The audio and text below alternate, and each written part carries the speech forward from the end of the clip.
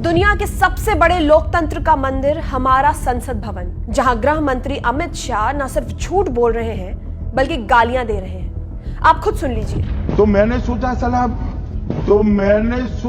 सलाम और झूठ बोलने की लिस्ट तो बहुत लंबी है। उनका कहना है कि इलेक्शन कमिश्नर की नियुक्ति सुप्रीम कोर्ट के मुताबिक हुई, but the reality is law change करके सीजेआई को सिलेक्शन कमेटी से हटा दिया गया। अमित शाह ने कहा कि इलेक्शन कमिश्नर को हमेशा से इम्यूनिटी मिलती रही, लेकिन असल बात यह है रिप्रेजेंटेशन ऑफ पीपल्स एक्ट में कभी भी ऐसा कोई प्रोविजन ही नहीं था, यानी ये भी कोरा झूठ। ईवीएम को लेकर शाह बोले कि वो शुरू से ही सेफ है, इसलिए शक करने की कोई जरूरत नहीं। लेकिन इलेक्शन कमीशन आज तक ईवीएम का ट्रांसपेरेंट ऑडिट करने से बच रहा है। वोटर लिस्ट को लेकर अमित शाह का कहना है कि वायनाड और अमेठी में गड़बड़ियां विपक्ष की वजह से थी, मगर फर्जी नाम जोड़ने की गतिविधियां कहीं और से सामने आई, जिसका सबूत राहुल गांधी जी ने सबके सामने रखा, मगर जवाब आज तक नहीं मिला।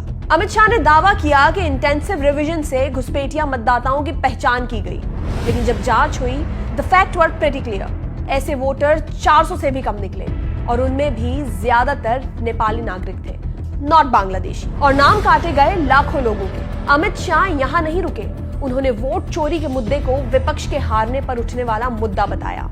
But the real point is ये जीत या हार का मुद्दा है ही नहीं। It's about the credibility of our elections and the trust that keeps democracy running. ये भी कहा गया कि इलेक्शन कमीशन पर सवाल उठाना भारत की छवि खराब करता है, लेकिन जब इंस्टीट्यूशंस ट्रांसपेरेंसी नहीं दिखाते तो सवाल उठाना ही डेमोक्रेसी में अपोजिशन की रिस्पॉन्सिबिलिटी है, क्योंकि silence doesn't protect the image, transparency does. और आखिर में बिहार में 10,000 रुपए के कैश ट्रांसफर को लेकर कहा गया कि सब कुछ नियमों के मुताबिक था। साहब, वोटिंग से 3 दिन पहले 1 करोड़ से ज्यादा खातों में पैसे जमा करने की परमिशन मिलना और इसका चुनाव पर होने वाला असर पूरी तरह नजरअंदाज किया गया। अमित शाह जी, आप गृह मंत्री हैं, माना कि वोट चोरी से बने हैं, मगर डेमोक्रेसी झूठ और गंदी भाषा से नहीं चलती। ये ट्रुथ, ट्रांसपेरेंसी और अकाउंटेबिलिटी से चलती है, और जो हमारे लोकतंत्र पर हमला करेगा उसे हिंदुस्तान छोड़ेगा नहीं।